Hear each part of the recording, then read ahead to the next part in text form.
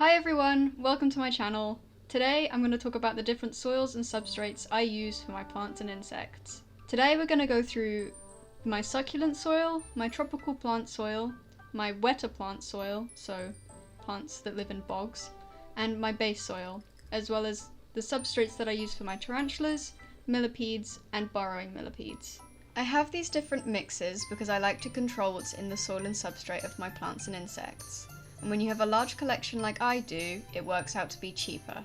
First we have base soils. I use this for things like pothos and philodendrons. First, you'll need 6 parts coco coir. This is for water retention. This is the part of the soil that holds the water for the roots to take up. Next we have 2 parts orchid bark and 1 part perlite. Both of these are used for root aeration. The roots will need air or they will rot, killing your plant. Lastly, you'll need 1 part worm castings. This is the fertilizer that I use. It doesn't smell and I don't have to measure anything when I water during the summer. Once you have all these together, mix them up and it should look like this. Next we have succulents and cacti soil. I use this for things like old men cactus and string of pearls. Next you'll need 4 parts sand, as cacti and succulents live predominantly in sand. Next, you'll need 2 parts coco coir. I don't like watering too often, as I have quite a few plants, so I add more coco coir so I can leave it longer between waterings. And finally, you'll need 2 parts orchid bark, 1 part perlite, and 1 part worm castings. This is for the same reasons as before. Once you mix all these parts together, you should have a chunky and grainy soil that looks like this.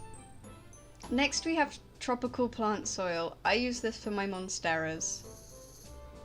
Firstly, you'll need 2 parts moss. This is because tropical plants need moister soil for longer. You never want to let your tropical plants dry out. Next, you'll need 6 parts coco coir. This is again for water retention. Finally, you'll need 2 parts orchid bark, 1 part perlite, and 1 part worm castings. Finally, for soils, we have bog plants. This is for things like Venus flytraps and sundews. Firstly, I use 9 parts moss. I use forest moss by Exoterra instead of sphagnum moss, because sphagnum moss is really bad for the planet. To the moss, I add 1 part orchid bark.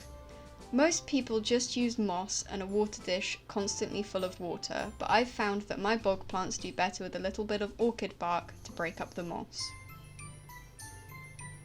Next, we'll move on to the different substrates I use for my insects.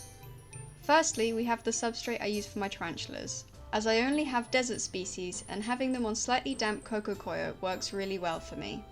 I'm now going to talk about my millipede substrate. I have 2 different types. I have my normal millipede substrate and I have my burrowing millipede substrate.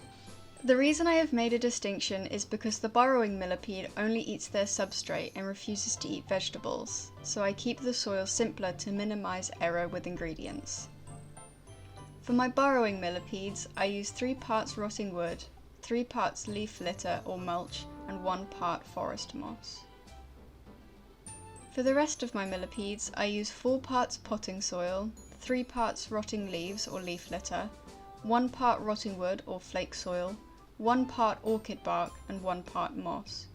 You can also add calcium powder, millipede frass, and activated carbon or charcoal.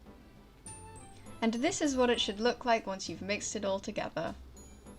I hope you enjoyed, and if you did, like, comment, and subscribe. See you in the next one!